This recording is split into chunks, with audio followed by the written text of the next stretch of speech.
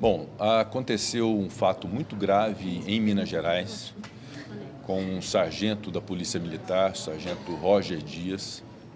Ele foi brutalmente assassinado por um criminoso que reagiu à sua abordagem e identificou-se que esse criminoso estava em saída temporária, que é um instituto penal que existe, que integra a lei de execução penal justamente para buscar a ressocialização de presos.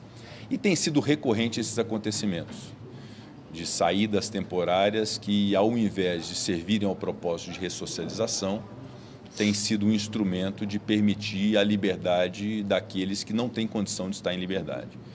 Então, o que eu disse ao manifestar os meus sentimentos pela morte do policial e minha solidariedade à Polícia Militar de Minas Gerais é que, além desse fato, houve outros fatos nos últimos tempos que ensejam uma reflexão profunda da política brasileira e da sociedade brasileira em relação à segurança pública, ao sistema penal, à impunidade, ao sistema de cumprimento de penas, ao sistema socioeducativo de menores infratores, que é uma reflexão que nós temos que fazer e uma reação para evitar que o Brasil vire um estado de absoluta violência e de uma criminalidade organizada que toma conta das nossas vidas e da sociedade.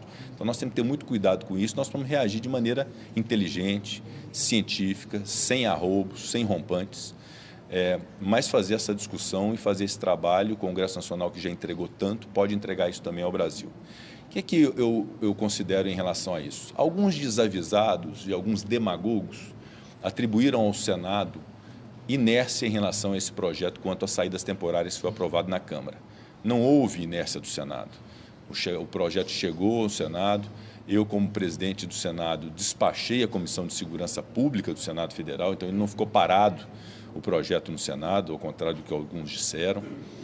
Na Comissão de Segurança Pública foram realizadas reuniões, audiências, foi apresentado um parecer pelo senador Flávio Bolsonaro, há um pedido de vista que é regimental, então há o trâmite normal de um projeto de lei que não é só sobre saída temporária, é sobre outros institutos penais também, tanto que ele ficou 11 anos na Câmara dos Deputados em razão da sua complexidade. Então, o Senado está trabalhando e se debruçando em relação a esse tema, repito, diferentemente do que foi dito por alguns oportunistas que resolveram ganhar engajamento em rede social a partir da tragédia alheia de um policial militar de Minas Gerais. Então, o Senado Federal tem que cuidar disso, tem que discutir isso e tem que decidir, a partir do seu colegiado, sobre esses institutos penais. E, para além disso, Thaís, nós temos que fazer uma discussão sobre o Código Penal. O Código Penal, a sua reformulação está tramitando no Senado. Eu fui o relator do Código Penal antes de assumir a presidência. E eu considero que é um tema importante de nós trazermos para ser discutido no âmbito da presidência. Eu vou conversar com o senador Fabiano Contarato, que é hoje o relator, para nós avançarmos num Código Penal que possa ser equilibrado, que possa garantir segurança às pessoas, que possa garantir retribuição a crimes que sejam praticados, que possa garantir a ressocialização. A função do direito penal é de ressocializar aquelas pessoas que cometeram crime. Aqueles que se negam a ressocializar, eles têm que sentir o rigor da lei. Não pode ser dada liberdade a quem não tem condição de ter liberdade. Então, é apenas que esses institutos penais que existem, como livramento condicional, como comutação, indulto, saídas temporárias, esses institutos possam ser aferidos e possam ter critérios para poder serem utilizados para evitar que acontecimentos como esse que aconteceu em Minas Gerais se repitam. É uma luta muito dura, é uma luta muito difícil.